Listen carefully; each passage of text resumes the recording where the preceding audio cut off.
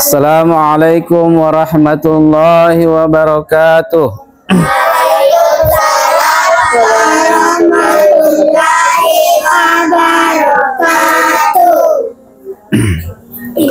Innal hamdalillah nahmaduhu wa nasta'inuhu wa nastaghfiruh wa na'udzu billahi min shururi anfusina wa min sayyiati a'malina. May yahdihillahu fala mudhillalah wa may yudlilhu fala hadiyalah. Asyhadu an la ilaha illallah wahdahu la syarikalah wa asyhadu anna Muhammadan abduhu wa rasuluh. Ya ayyuhalladzina amanu taqullaha haqqa tuqatih wa la tamutunna illa wa antum muslimun. Ya ayyuhalladzina amanu taqullaha wa qulu qawlan sadida yuslih lakum a'malakum wa yaghfir lakum dhunubakum wa may yuti'illaha wa rasulahu faqad faza fawzan 'azima. Amma ba'd,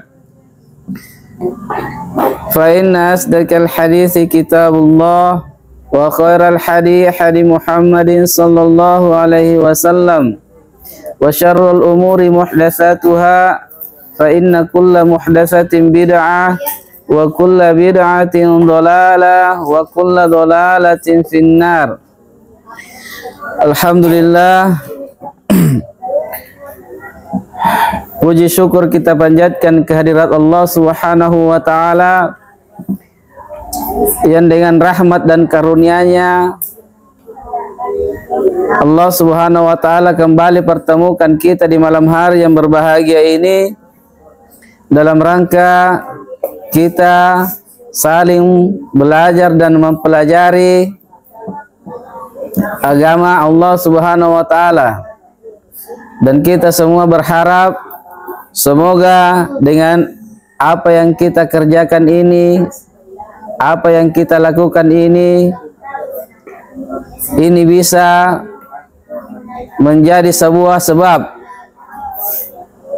yang dengannya Allah Subhanahu wa taala mudahkan jalan kita masuk ke dalam surganya, sebagaimana yang dijanjikan oleh Nabi sallallahu alaihi wasallam. Suatu ketika Nabi sallallahu alaihi wasallam bersabda, siapa yang menempuh sebuah jalan yang dengannya dia mencari ilmu agama, maka Allah Subhanahu wa taala mudahkan jalannya masuk ke dalam surga. Dan kita semua sama mengetahui bahwa jalan ke surga itu teramat sulit. Jalan menuju surga itu sangat berat, sangat sulit. Satu-satunya jalan kemudahan yang bisa ditempuh oleh seorang hamba untuk masuk ke dalam surga, yaitu dengan dia mempelajari agama. Dan alhamdulillah di malam hari ini Allah Subhanahu wa taala mudahkan kita. Baiklah adik-adikku sekalian yang saya sayangi, insyaallah taala di malam hari yang indah ini kita kembali melanjutkan pelajaran kita, yakni sirah nabawiyah, kisah hidup perjalanan Nabi sallallahu alaihi wasallam yang penuh dengan perjuangan, penuh dengan pengorbanan, penuh dengan berbagai macam kesulitan dan ujian yang beliau alami di jalan Allah Subhanahu wa taala. Semoga dengan kita mempelajari sirah perjalanan Nabi sallallahu alaihi wasallam ini, kita pun bisa mencontoh baginda Nabi sallallahu alaihi wasallam sehingga kita bisa bersama dengannya kelak nanti di surganya Allah Subhanahu wa taala. Baiklah, kita lanjutkan pelajaran kita dan kita sudah masuk pada pembahasan tentang peristiwa pembelahan dadah Nabi sallallahu alaihi wasallam, pembersihan.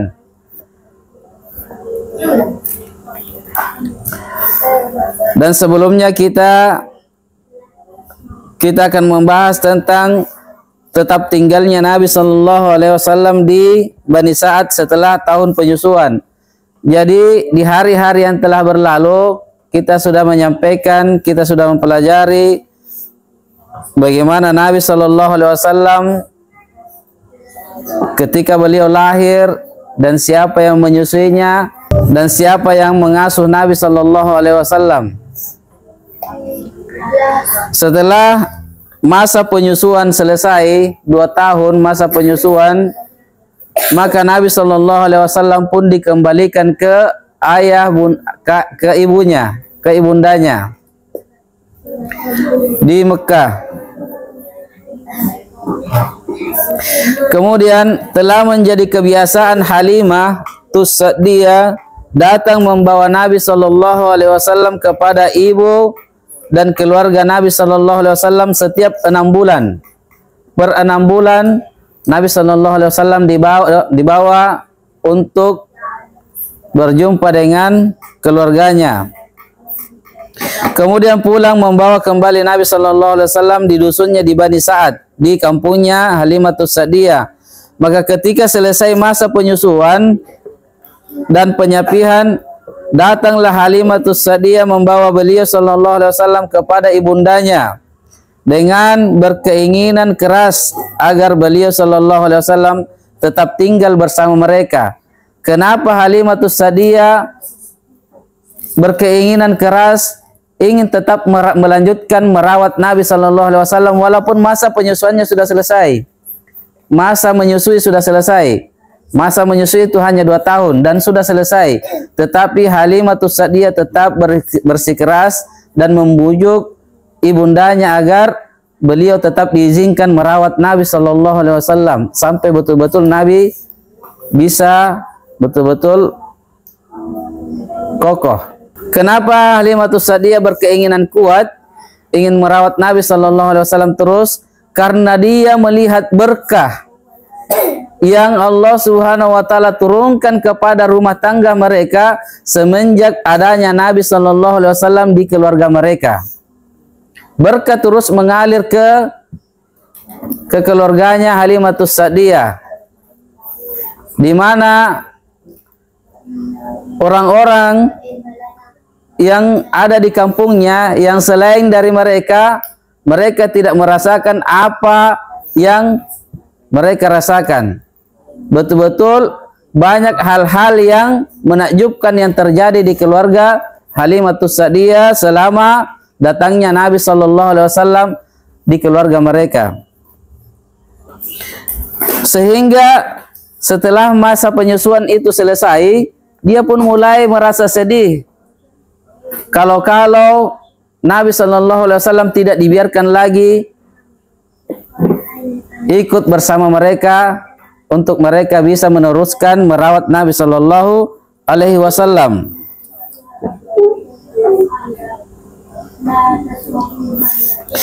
Maka setelah melihat berkah dan kebaikannya Nabi Shallallahu Alaihi Wasallam, maka ia pun memohon kepada ibunda Nabi Shallallahu Alaihi Wasallam agar membiarkan Nabi Shallallahu Alaihi Wasallam tetap bersamanya hingga cukup kuat, karena ia mengkhawatirkan diri Nabi Shallallahu Alaihi Wasallam terkena wabah penyakit yang menjangkiti kota Mekkah.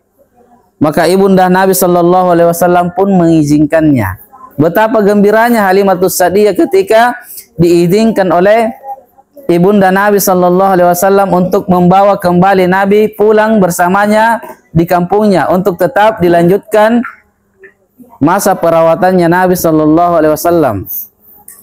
Gembira sekali Halimah Tus-Sa'diyah. Maka pulanglah Halimah Tus-Sa'diyah membawa Nabi Shallallahu Alaihi Wasallam ke rumahnya dalam keadaan sangat gembira dan bahagia. Maka tinggallah Nabi Shallallahu Alaihi Wasallam bersama Halimah setelah itu selama sekitar 2 tahun. Jadi masa penyapihan 2 tahun, kemudian ditambah lagi 2 tahun. Jadi Nabi Shallallahu Alaihi Wasallam tinggal bersama Halimah Tus-Sa'diyah kurang lebih 4 tahun. Kemudian terjadilah peristiwa yang aneh yang menumbuhkan rasa takut pada Halimah Tus-Sa'diyah dan suaminya. sehingga suami istri tersebut mengembalikan Nabi sallallahu alaihi wasallam kepada ibundanya. Peristiwa ini adalah kejadian pembelahan dada Nabi sallallahu alaihi wasallam. Ketika terjadi perkara ini, maka mulailah rasa takut itu muncul kepada Halimah dan suaminya. Jangan sampai Nabi sallallahu alaihi wasallam ini terjadi sesuatu padanya, maka dia segera mengembalikan Nabi sallallahu alaihi wasallam kepada keluarganya, kepada ibundanya, karena mereka takut jangan sampai ada hal-hal yang tidak bagus yang mengenai Nabi, kemudian mereka yang disalahkan. Maka segera Nabi sallallahu alaihi wasallam dikembalikan kepada ibunda beliau. Peristiwa pembelahan dada tersebut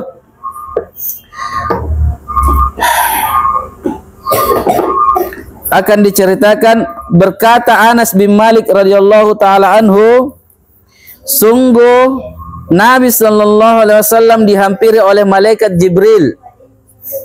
Malaikat Jibril datang menghampiri Nabi sallallahu alaihi wasallam sementara Nabi sallallahu alaihi wasallam ketika itu sedang bermain-main bersama anak-anak yang sebayanya, teman bermainnya. Lalu dipeganglah dan oleh malaikat Jibril dan dibaringkannya. Kemudian Jibril membelah dadanya Nabi sallallahu alaihi wasallam dan mengambil jantungnya. Nabi sallallahu alaihi wasallam dioperasi, dibelah dadanya, kemudian diambil jantungnya. Sehingga Nabi sallallahu alaihi wasallam Jibril alaihissalam ia bisa mengeluarkan segumpal darah darinya. Kemudian Jibril berkata, ini bagian dari syaitan pada dirimu. Kemudian Jibril pun lalu mencuci jantung tersebut dengan air zam-zam pada bejana yang terbuat dari emas. Jadi Nabi sallallahu alaihi wasallam dibersihkan hatinya dari tipu daya syaitan, sehingga syaitan itu tidak bisa menggoda Nabi sallallahu alaihi wasallam, tidak bisa mempengaruhi dan tidak bisa memperdayakan Nabi sallallahu alaihi wasallam, sehingga tidak ada dari ucapan Nabi sallallahu alaihi wasallam yang terpeleset, yang ucapan itu merupakan godaan dari syaitan, tidak ada. Sehingga semua yang Nabi sallallahu alaihi wasallam ucapkan itu tidak lain adalah wahyu yang diwahyukan oleh Allah Subhanahu wa taala. Berarti semua yang diucapkan oleh Nabi itu adalah kebenaran. Tidak ada yang datang dari syaitan, karena sudah dicuci. Malaikat Jibril yang langsung mencucinya dengan air zam-zam. Air yang paling mulia yang ada di muka bumi ini adalah air zam-zam. Kata Nabi sallallahu alaihi wasallam, air zam-zam itu sesuai dengan niat. Kita minum, itu berkahnya air zam-zam. Kita minum, kalau kita sedang lapar, kita niat ingin kenyang, kita insya Allah akan kenyang, akan kuat. Ingin sembuh, insya Allah akan sembuh dari penyakit.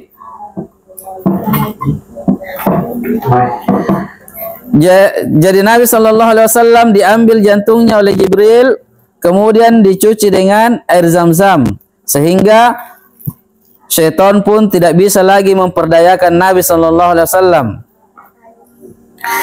Kemudian selanjutnya Jibril pun mengambil jantung itu, kemudian menggenggamnya dan mengumpulkannya, kemudian mengembalikannya ke tempat semula, memasukkan lagi ke dalam dada Nabi sallallahu alaihi wasallam. Saat itu juga anak-anak itu pun, teman bermainnya Nabi sallallahu alaihi wasallam, mendatangi ibundanya, ibunda susuannya Halimatus Sa'diyah. Mereka segera berlarian mendatangi ibundanya karena mereka menyaksikan pembelahan dada ini, melapor.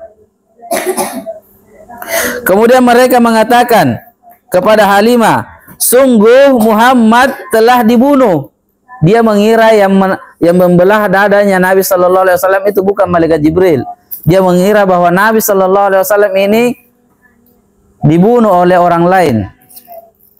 Maka setelah itu bergegaslah mereka, yakni Halimatus Sa'diyah bersama suaminya, menghampiri Nabi sallallahu alaihi wasallam.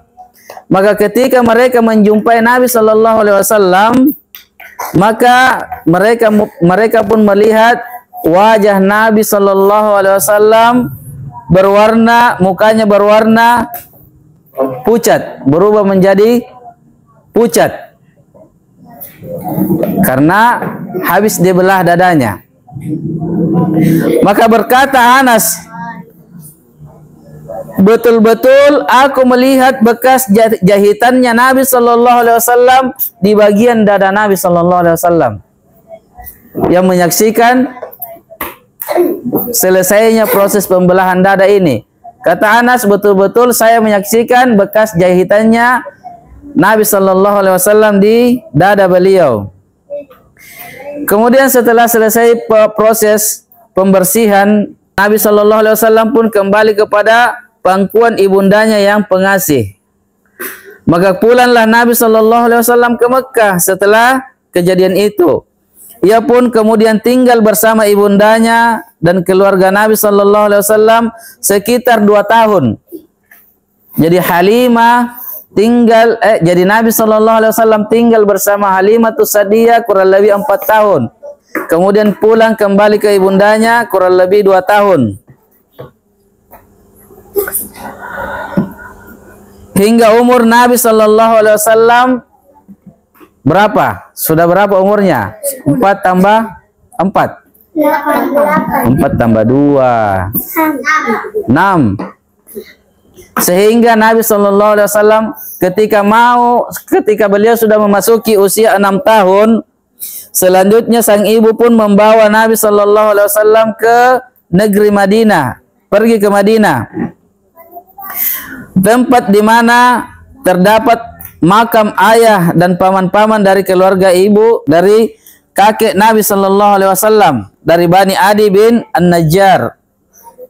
Jadi Nabi Shallallahu Alaihi Wasallam ayahnya dikuburkan di Madinah, maka ibunya membawa Nabi Shallallahu Alaihi Wasallam untuk menziarahi kuburan ayahnya di Madinah. Ikut pula bersama ibunda Nabi Shallallahu Alaihi Wasallam yaitu sang mertua Abdul Muttalib. Jadi ikut pula kakeknya Nabi bersamanya dan pembantunya Ummu Aiman. Mereka tinggal di sana selama sebulan. Mereka tinggal di Madinah selama sebulan, kemudian pulang kembali ke Mekah. Jadi setelah mereka sebulan bersama Nabi dan keluarganya di Madinah, maka ibundanya pun bersama Nabi dan Abu Thalib kembali ke Mekah. Abdul Muttalib kembali ke Mekah. Maka di tengah perjalanan, di saat mereka kembali, ibunda Nabi Shallallahu Alaihi Wasallam pun meninggal karena sakit parah yang beliau derita, sehingga beliau pun meninggal di wilayah Al-Abwa.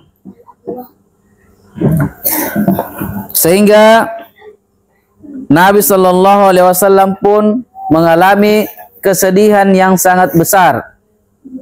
Kesedihan yang sangat besar. Ibunda yang paling beliau cintai, sebelumnya beliau Shallallahu Alaihi Wasallam sudah sangat sedih. Kenapa?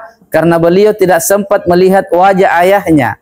Karena Nabi Shallallahu Alaihi Wasallam masih di perut, kemudian ayahnya sudah meninggal. Setelah Nabi berusia 6 tahun, beliau pun mengalami yang namanya yatim piatu. Ibunya pun meninggal.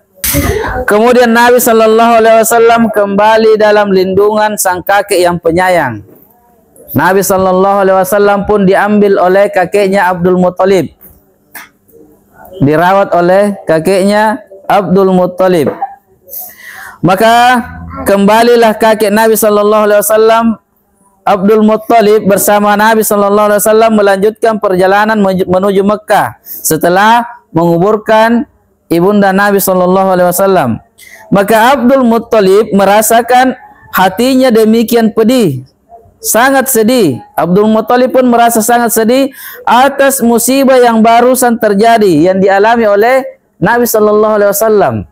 Beliau sangat bersedih melihat cucunya ini yang dalam keadaan yatim piatu.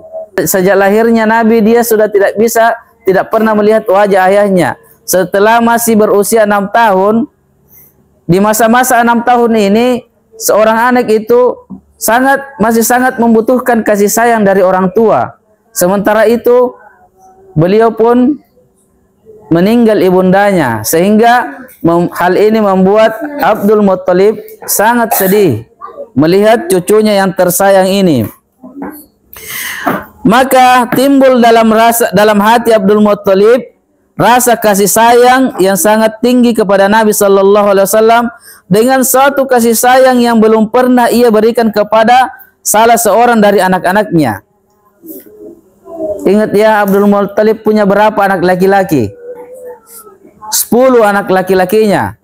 Tidak pernah diberikan kepada 10 anak laki-lakinya ini rasa kasih sayang yang setinggi ini yang beliau berikan kepada cucunya ini, yakni Nabi Sallallahu Alaihi Wasallam. Maka beliau Abdul Muttalib, beliau agungkan kedudukan cucunya itu, yaitu Nabi Sallallahu Alaihi Wasallam. Ia utamakan di atas anak-anaknya yang lain.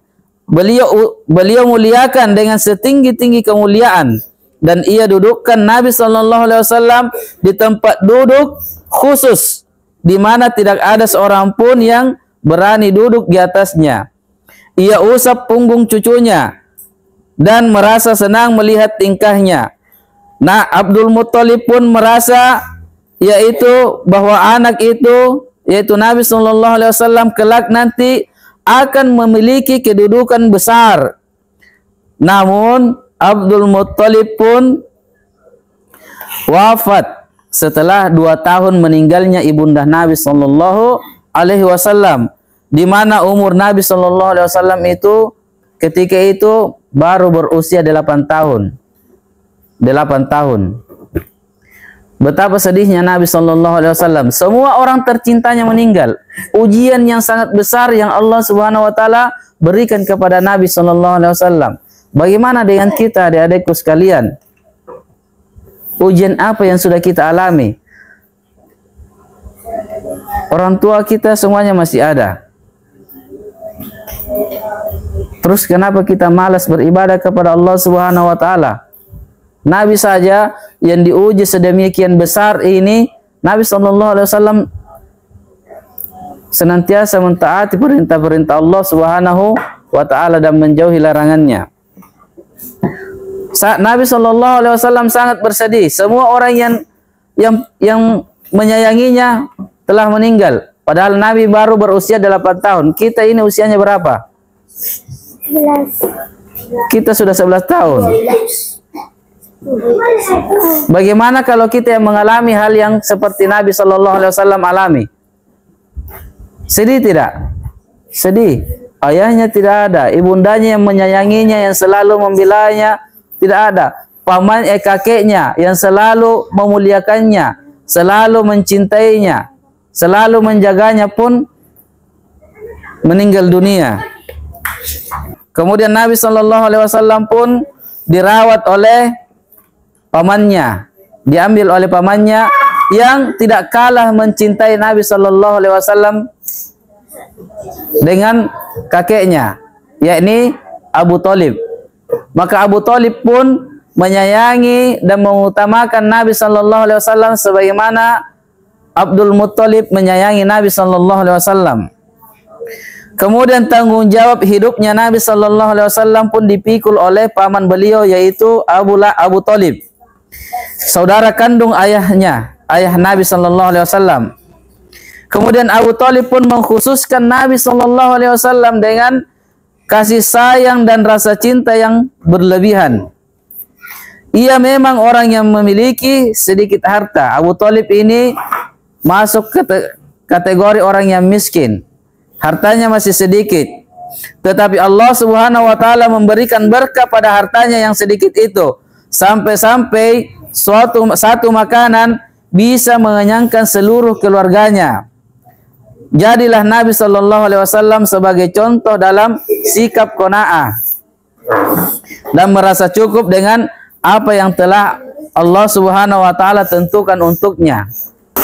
Jadi ternyata Nabi Sallallahu Alaihi Wasallam, kenapa Allah Subhanahu Wa Taala mentakdirkan Nabi Sallallahu Alaihi Wasallam dirawat di keluarga yang kurang hartanya, ternyata hal ini sangat bermanfaat untuk Nabi Sallallahu Alaihi Wasallam. Ini memberikan pendidikan kepada Nabi Sallallahu Alaihi Wasallam untuk bisa menjadi orang yang sederhana, untuk bisa menjadi orang yang qanaah, menerima segala apa yang Allah Subhanahu Wa Taala tentukan untuknya. Dan beliau di sini terdidik menjadi orang-orang yang mampu bersabar dengan keadaan yang seadanya.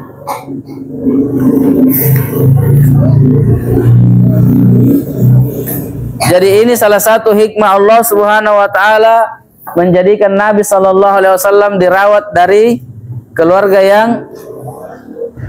sederhana, agar supaya Nabi Sallallahu Alaihi Wasallam bisa kuat dalam menghadapi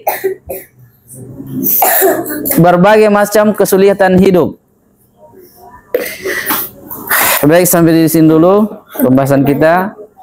Insyaallah taala pada pertemuan yang akan datang kita masuk pada pembahasan perjalanan Nabi Sallallahu Alaihi Wasallam ke Syam dalam perjalanan dakwah, perjalanan dagang beliau Sallallahu Alaihi Wasallam. Pertanyaan. Baik. Subhanakallahumma wa bihamdik, asyhadu an la ilaha illa anta, astaghfiruka wa atubu ilaik. Assalamualaikum warahmatullahi wabarakatuh.